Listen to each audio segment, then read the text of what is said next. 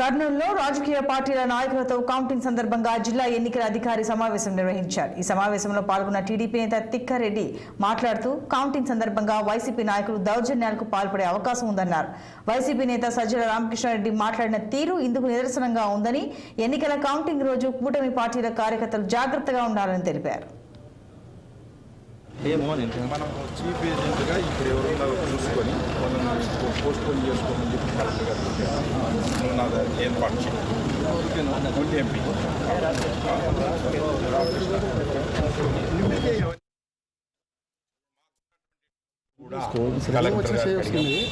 Collector గారు చాలా క్లియర్గా చెప్పారు.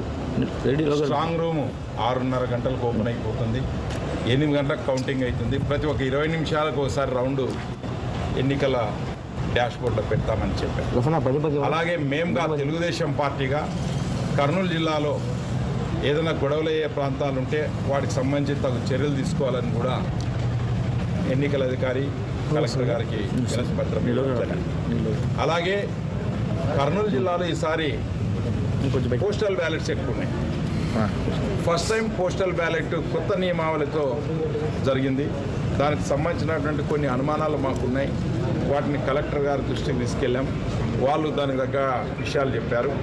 కాబట్టి ప్రతి ఎన్నికల ఏజెంట్, ప్రతి రాజకీయ నాయకుడు ఎన్నికల ఏజెంట్ చాలా జాగ్రత్త ఉండాల్సినటువంటి అవసరం ఉంది. ఈ పోలింగ్ రోజున ఎటువంటి అవాంఛనీయ సంఘటన జరగకుండా మా పార్టీ తరఫున మా జిల్లా అధ్యక్షుల వారి సమక్షంలో మేము చాలా కఠినంగా మా ఎలాంటి సమస్యలు రాకుండా మేము దాన్ని పాటిస్తామని చెప్పేసి తెలియజేస్తున్నాం. అంతేగాక మా జిల్లా అధ్యక్షుల వారు ఇందాకని చెప్పారు, సజ్జల రామకృష్ణారెడ్డి గారిని భయభ్రాంతులకు గురి చేయడానికి ఆయన చెప్పినట్టు వ్యాఖ్యలు చాలా దిగ్భ్రాంతికి గురి చేశాయి. అందులో భాగంగా కర్నూలు జిల్లాలోని